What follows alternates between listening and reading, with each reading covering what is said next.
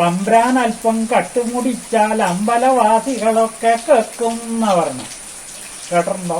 കേട്ടിട്ടുണ്ട്. ആ, പഴഞ്ചൊല്ലി പിഴയുണ്ടെങ്കിൽ പഴങ്ങഞ്ഞി കൈകൊള്ളൂല. അതാണ് പഴമക്കാർ പറഞ്ഞു. നമസ്കാരമുണ്ട്. Thank you. റബ്ബർ കൃഷിയെ കുറിച്ച് കുറച്ച് കാര്യങ്ങൾ പറയാനുണ്ടല്ലോ. ഓക്കെ, പറഞ്ഞാൽ മതി ചേട്ടാ. റബ്ബർ വെച്ച് 20 ഇഞ്ച് വണ്ണം വന്നപ്പോഴാണ് ഞാൻ വെട്ടാൻ തുടങ്ങിയത്. 18 ഇഞ്ച് മുകളിലേക്കുള്ളതെല്ലാം മാർക്ക് ചെയ്തു. വെട്ടിക്കഴിഞ്ഞു. ആദ്യകാലത്ത് ഭയങ്കര നഷ്ടമായിരുന്നു. പിന്നെ വെട്ടി കഴിഞ്ഞ് പണിക്കൂലി വരെ മുതലാവില്ലാതെ ആയപ്പോൾ അത് മൊത്തം മറിച്ചു. ഇപ്പോൾ ഒരേ കണക്ക് ഞാൻ പറയാം, RPSലായിരുന്നു ഷീറ്റ് കൊടുത്തോണ്ടിരുന്നത്. ഇതുവരെയായിട്ടും 150 രൂപ താഴെ പോയാൽ സർക്കാർ ബോർഡ് സബ്സിഡി അനുവദിച്ചായിരുന്നു.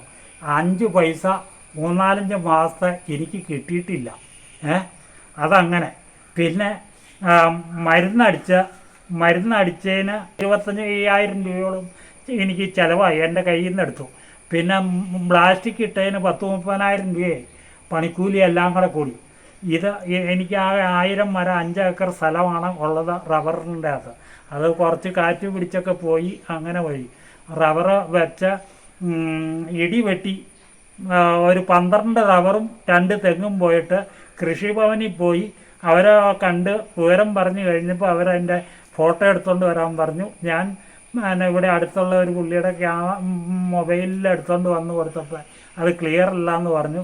വീണ്ടും സ്റ്റുഡിയോയിൽ പോയി സ്റ്റുഡിയോക്കാരനെ വിളിച്ചുകൊണ്ട് വന്ന് ഫോട്ടോ എടുത്തുകൊണ്ട് വന്ന് അത് കാണിച്ച് കൊടുത്ത് കഴിഞ്ഞപ്പോൾ അവരവിടെ നിന്ന് കൃഷിഭവൻ നെടുമറ്റം കൃഷിഭവനിൽ നിന്ന് 3-4 പേര് വന്ന് കണ്ടു കഴിഞ്ഞ് അത്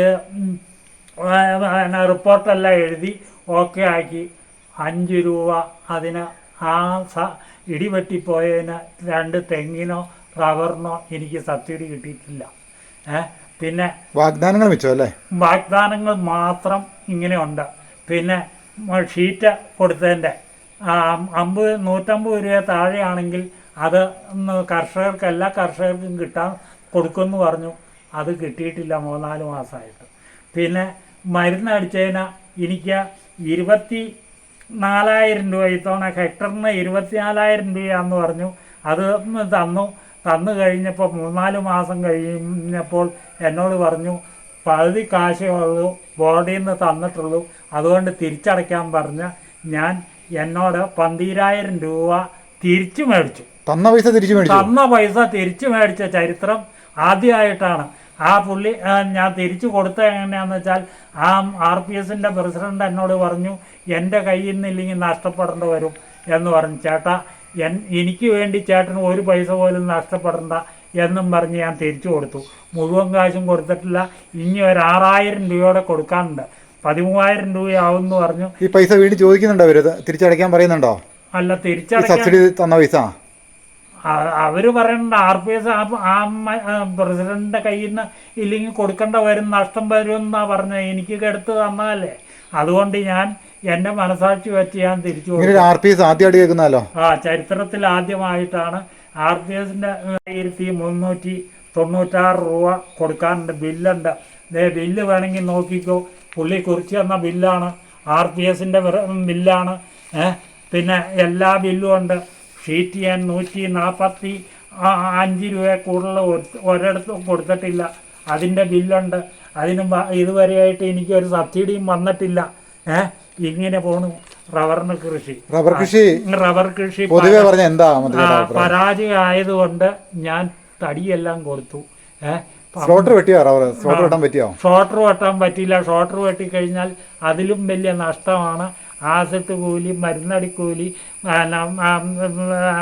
ഷീറ്റടി, പിന്നെ പോപ്പരയിലിട്ട് ഉണക്കൽ, മറിക്കൽ, വണ്ടിക്കൂലി എല്ലാം കൂടെ കൂടി എനിക്ക് 10,000-2,000 ഞാൻ പണിയണതിന് 1 പൈസയില്ല.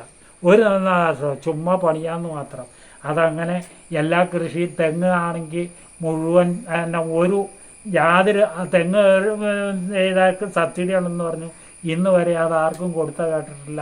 തെങ്ങ് മുഴുവൻ മണ്ട പറഞ്ഞ പോണു. ഒരു തെങ്ങ് കയറണേ 150 രൂപയാണെന്ന് പറഞ്ഞു. തെങ്ങിന് കയറി അതിൻ്റെ മണ്ടയിൽ ഇച്ചിരി മരുന്ന് തെളിക്കണേന് ആ രീതിയിലാണ് കൃഷിക്കാരൻ പണിയെടുക്കാമെന്ന് മാത്രമേ ഉള്ളൂ. ഇനിയുള്ള കാലത്ത് കൃഷിക്ക് സർക്കാർ ആനുകൂല്യങ്ങളൊന്നും ചെയ്തില്ലെങ്കിൽ, ഞാൻ ഇപ്പോഴേ പറയാം, ഞാൻ ചെറുപ്പം മുതൽ മണ്ണിനോട് മല്ലടിക്കണതാണ്. ഈ നാട്ടിൽ ഒരു കൃഷിക്കാരനും ഉണ്ടാവില്ല. എല്ലാ മക്കളും പുറത്ത് പോയി ജീവിക്കേണ്ട ഒരു ഗതികേടിലേക്ക് കേരളം അതപ്പതിച്ചുകൊണ്ടിരിക്കുകയാണ്.